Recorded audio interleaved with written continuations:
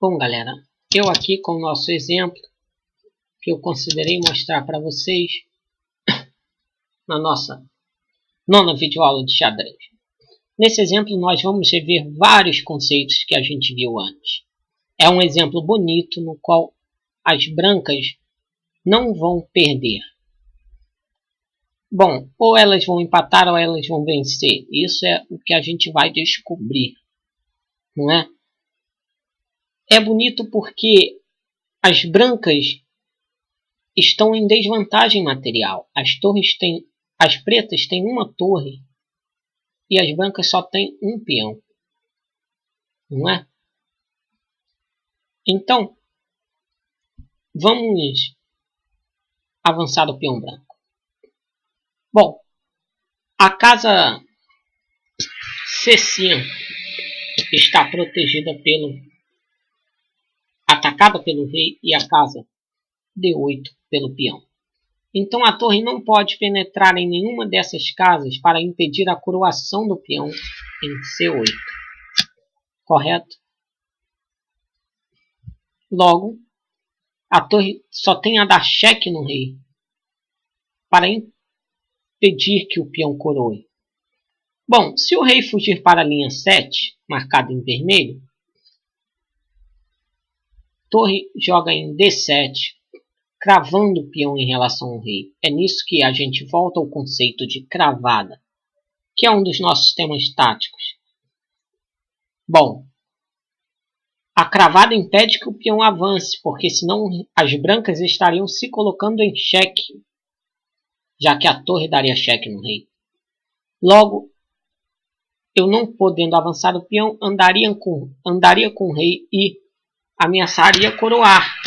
Mas a torre tomaria o peão e seria empate por insufficient material. Material insuficiente. Certo? Para dar checkmate. Isso seria empate. Logo o rei não pode entrar na linha 7 devido à cravada da torre. Vamos analisar se o rei fosse para C5. Certo? Logo, a torre poderia penetrar na coluna C, vindo para D1. Grave bem essa casa, D1, que é o objetivo da torre para entrar na coluna C. Bom, porque após uma promoção do peão, torre joga, é cheque no rei, o rei vai ter que sair do cheque e em seguida a torre preta captura a dama branca. E teríamos uma vitória para as pretas, certo? Então, não pode entrar na coluna C o rei devido ao cheque. Então, o rei tem que vir para B5. Lembrando que o rei em B5 continua protegendo a entrada da torre pela coluna C, certo? E o peão continua impedindo que a torre entre em D8, porque o peão capturaria a torre. Lembrando que essas duas casas em vermelho são as casas nas quais a torre poderia entrar agora para impedir a coroação do peão. Poderia, não pode, porque a branca as atacam. Muito bem, certo? Torre cheque, o rei se afasta e continua atacando a coluna C, impedindo a torre. Torre cheque, rei se afasta, continua a mesma coisa. Torre cheque, lembrando que agora o rei pode entrar na coluna C, pois pretas não podem usar a casa D1, já que o rei agora ataca a casa D1. Então a torre tenta penetrar na coluna C de outro jeito, jogando D4. Lembrando que para qualquer outra casa que a torre vá para tentar entrar na coluna C, por exemplo, torre D6. Vamos avaliar esse exemplo. Nós coroaríamos o peão, certo? E não adianta torre tentar dar cheque no rei entrando na coluna C, porque nós capturaríamos a torre. O rei andaria para A2, grava bem, o rei, nesse caso, ele andaria para A2 e checkmate. Todavia, nós avaliamos isso com a torre indo para D6. Mas e se a torre fosse para D4? Como no nosso exemplo. Bom, aí seria diferente. Avaliemos.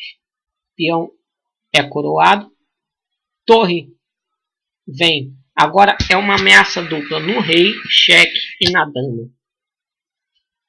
Então a dama tem que capturar a torre.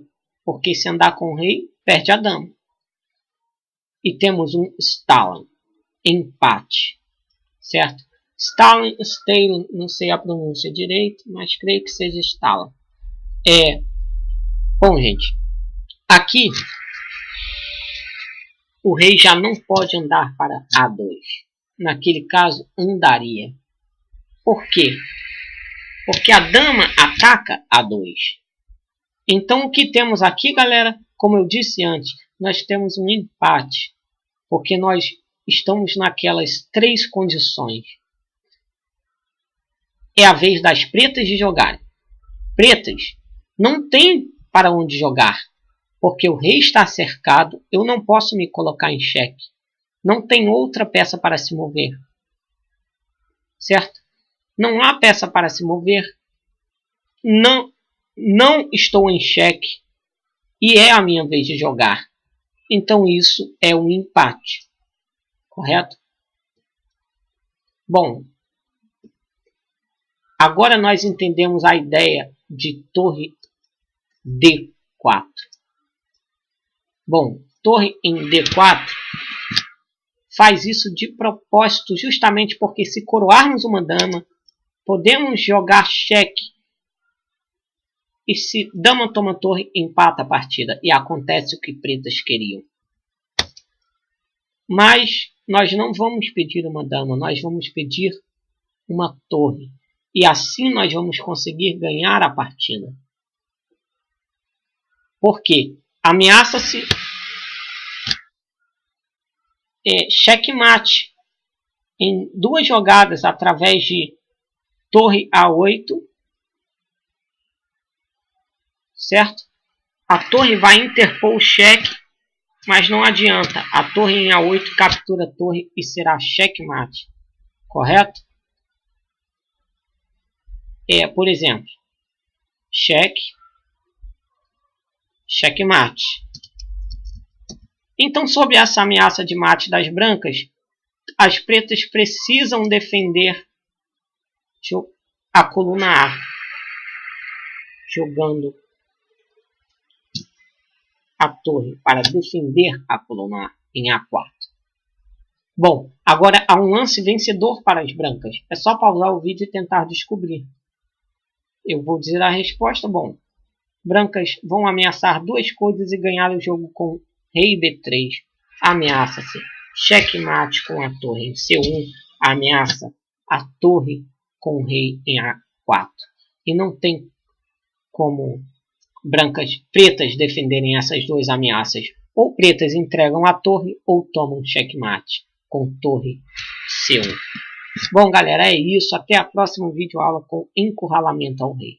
Valeu, galera.